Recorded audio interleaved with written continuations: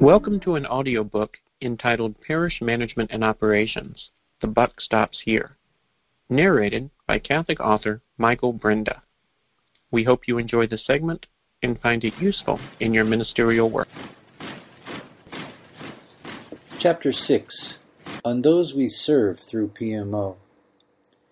And what if the parishioners' PMO employees and volunteers are called to serve every day? What can be said about them?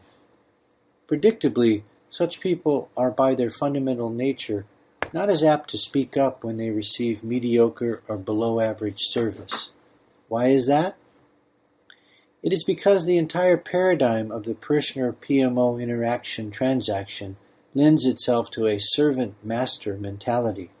In other words, parishioner, be happy with whatever you receive, if you receive anything at all from us, and do not complain because complaining would be considered as uncharitable behavior. In such an environment, a veritable performance feedback desert, nothing is the expected level of service. Furthermore, how in the world is an administrator holed up in an office going to accurately know what level of service his or her parishioner base is actually receiving from the PMO personnel? In the land of the blind parishioner, the one-eyed PMO administrator becomes king. Of course, we are speaking here in generalizations, and there are always individual exceptions, but generally speaking, the typical parishioner-PMO relationship paradigm contributes to a lack of loud, clear, timely, and accurate performance feedback about any mediocre parishioner-PMO experiences. In this sort of passive daily see no evil, hear no evil, speak no evil, PMO administrator's utopian world, the uninvolved PMO administrator naively, if not gladly, remains behind the curtain, holding to the illusion that all is well in PMO land when all is not close to well. While existing in their truth-starred bubble, naturally there is no apparent need for the administrator to prioritize their daily to-do task list to include any time, or at least enough time, to monitor the functionality and quality of PMO services. What happens next? Mediocrity quickly becomes the accepted cultural norm and performance standard. But anyone who has spent any time watching cooking competitions knows that in all cooking competitions the judges keenly watch for one thing. Do the contestants taste the food before they serve it to the judges?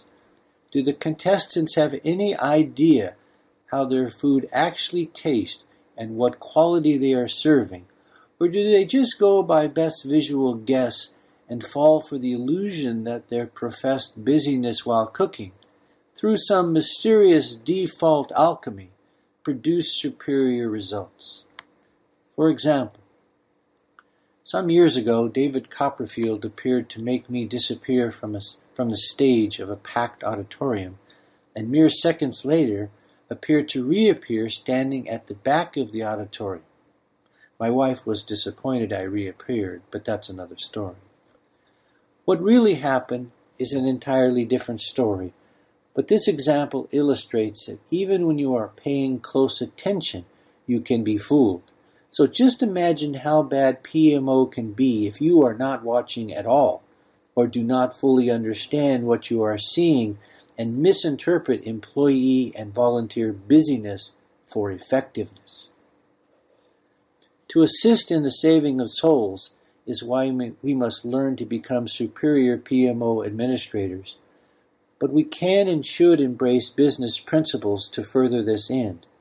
We should not naively and in some knee-jerk fashion refuse, rebuff, reject, or otherwise defeat the application of sound business principles in a parish setting simply because someone dismissively and naively pushes back your efforts with, the church is not a business. We already know that. We admit to that. Now, can we discriminate between the goals of business and serving God, but share certain dual-use attitudes, practices, principles, techniques, and culture that produce superior results? Will you accept this premise? Will you put it into practice in PMO? Will you teach to others who might struggle accepting dual-use principles? Can we move forward, or do we refuse to change and remain trapped where we are? The main reason people resist change is that they focus on what they think they have to give up instead of what they have to gain.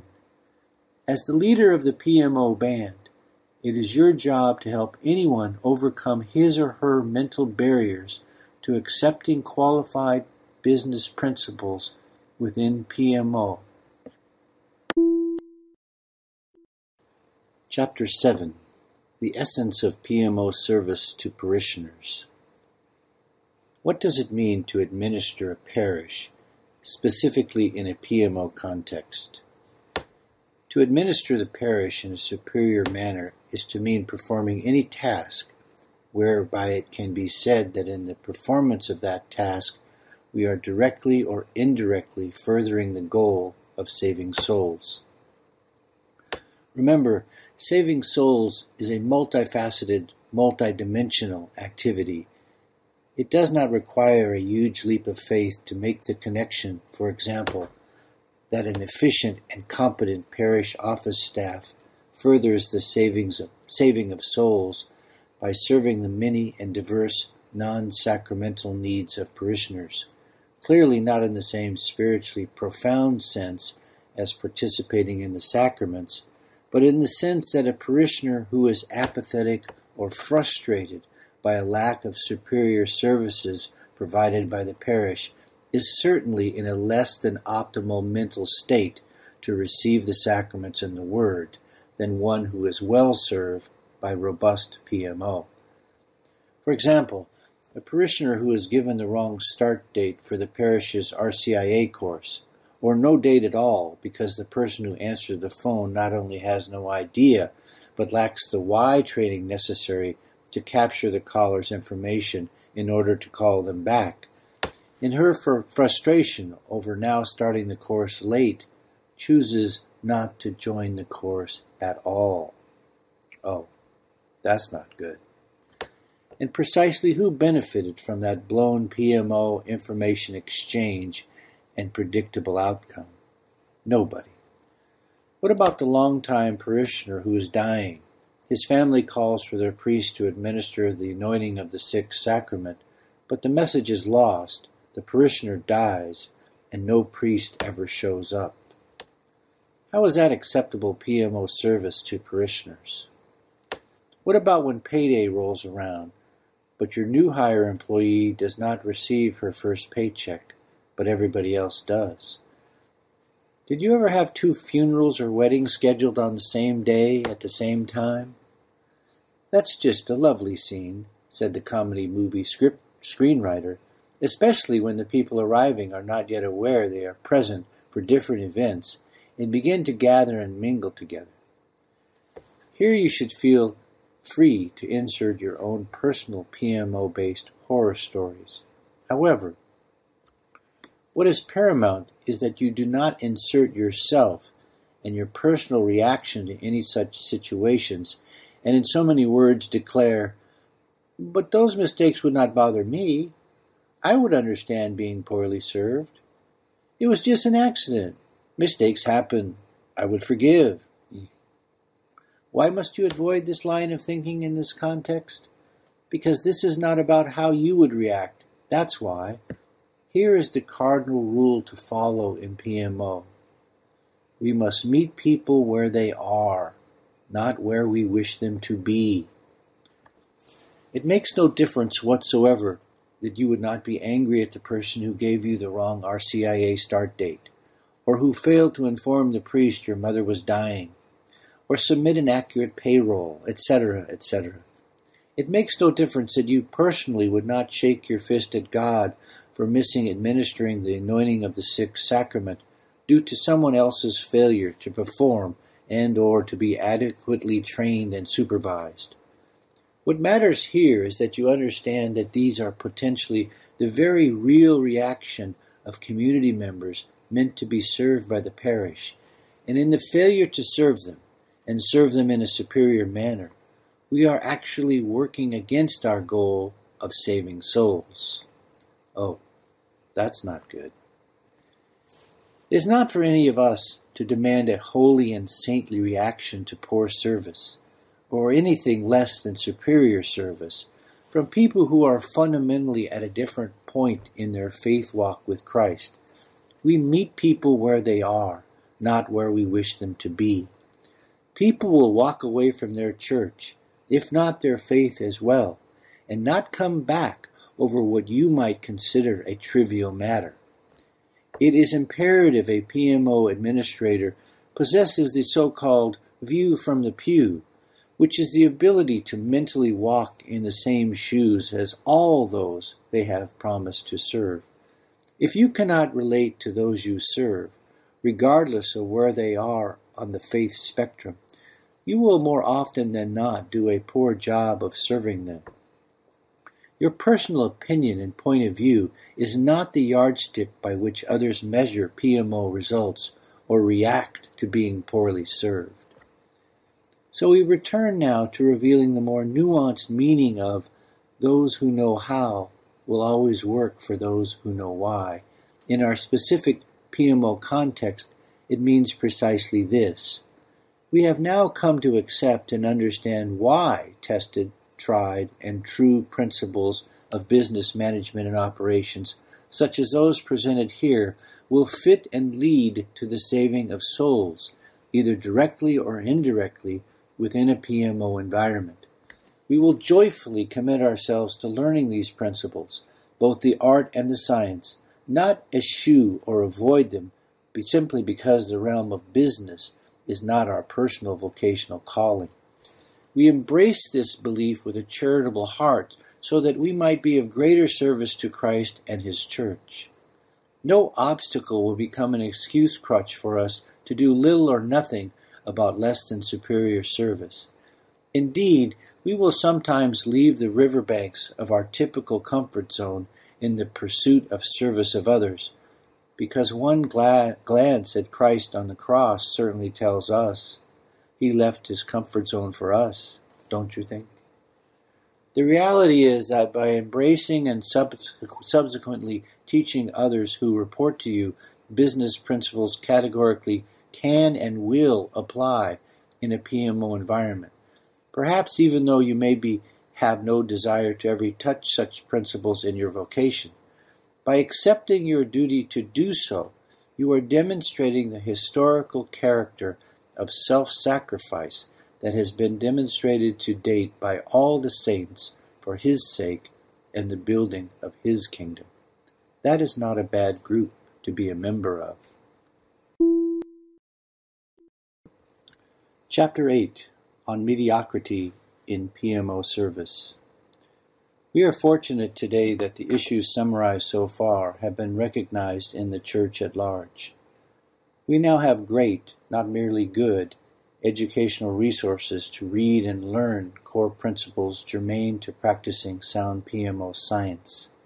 However, the Catholic Church family, as we well know, has been in existence for hundreds and hundreds of years, which is to say it has operated without such insights and understanding for a whole lot longer than this information has been readily available. As such, you would be wise to expect much, if not all, of what is presented here to be mentally deposited by those who receive it from you incorrectly into the category of new information, and ultimately they come to represent in their mind the dreaded C word, change. A quote from Tolstoy: "All happy families are alike. Each unhappy family is unhappy in its own way." End quote. There are many ways to fail in PMO, as there are different services to be rendered. Suffice it to say that most people in or out of authority are prone to resist all things perceived as new and to resist change. People most often resist change under the misapplied banner or rubric of, if it ain't broke, don't fix it. What is the problem with this attitude in our PMO context? What if it is broke? but you don't want to do what it takes to fix it because you like things just the way they are? What if you fear change? Many daily PMO-related issues are terribly broken, at least in relation to measuring against what could and should be. And yet administrators, staff, and volunteers don't realize this fact. Why is this? It is because the boss has quietly accepted mediocrity as the unspoken de facto performance standard in PMO. Mediocrity is sometimes even mislabeled as superior, usually via an overabundance of misguided praise cast about as if uttering words of false praise has no consequences. The PMO administrator has accepted good enough instead of the superior level of service that parishioners deserve. Indeed, many do not even know what superior PMO looks like because they have never seen consistently superior performance in any organization they have ever been a part of. Why do people accept such mediocrity at all? The most likely reason is not that they are infatuated with mediocrity and strive just to be average, although such folks do exist. No, it is because they do not know how to perform any better, at a higher level. Thus, all anyone can deliver is defined and derived from the upper limits of what they currently know and have experienced in their life to date. It is therefore most often a simple lack of knowledge via training that corrects a less than ideal PMO environment. This is why employees and volunteers deliver mediocrity or worse. They don't know any other standard of job performance. Ask budget motel customers how they define superior service after they have stayed at a 5-star resort. Further note that since volunteers do not receive a paycheck, on-the-job achievement is their sole reward. But what can or do they achieve if they are poorly trained and or unsupervised? To dream of superior PMO service to all parishioners does not make it so, and certainly does not begin to define what that ideal even means to the parishioner. Your mission as the PMO administrator is to prayerfully and respectfully change the PMO cultural paradigm, first through your own servant leadership example, your actions being animated by a written statement of culture, which will be fully explained in a later chapter, and supplemented by patiently training those who report to you until they demonstrate an inability and or unwillingness to learn what you are teaching, or in business parlance, they refuse to buy what you are selling. Precisely what you do in such cases is covered later in this book, but I will tell you this much now. You do not accept mediocrity or worse as the status quo from any current personnel. You also do not accept mediocrity and brokenness in PMO just because it is challenging to change your status quo. Make no mistake about this. If you do not take and make the time to train people and yourself in precisely why and how you want something to be done, you are failing in a PMO context. You will enshrine mediocrity, guaranteed. Further note, people are more than willing to do things your way, if you train them in your way. Did you catch that? Given bright personnel in PMO who are willing to take direction, overcoming institutionalized mediocrity is simply a training challenge for the administrator, provided you start with bright people in PMO who do not resist change and are willing to take direction. Uh-oh. What happens if the people you inherit or hire in PMO are not bright and or willing to take direction? What do you think happens? It's not rocket science. They go or you fail. More on this point later. If you fail to proactively train, you will end up with a mishmash of daily disparate and non-integrated PMO ways and means that at best produce mediocrity and at worst deliver poor service, creating an untenable and miserable working environment for everyone. Do you want that? Obviously not, but that is what you will get. Perhaps you are already familiar with such dysfunctional working environments. Have you ever worked in such an environment? Did you enjoy the experience? Are you enjoying the experience now? Would you like to repeat the experience forever? More importantly, would you like those who follow in your footsteps to inherit such a dysfunctional working environment? Do you not have a duty to solve this problem of institutionalized mediocrity, or at least try? You know there is no joy anywhere such working conditions exist, not for the worker or those they are meant to serve. The cycle of broken PMO must end everywhere, and if you will not end it, who will? Will you look the other way at PMO mediocrity, or fix what is under your control? Will you pass the buck, or does the buck stop with you? However, note the above does not infer you must do everything for yourself in a PMO context. Quite the contrary, as that would be a recipe for personal burnout and PMO disaster. You must master 2 skills. Number 1, the art and science of delegation of work, and number 2, training of personnel, both paid staff and volunteers. And you may choose to delegate the training of PMO personnel once you have installed a functional org chart. We hope you enjoyed the program and will join us back for another show on WCAT Radio. This is Sebastian Mahfood. Good day.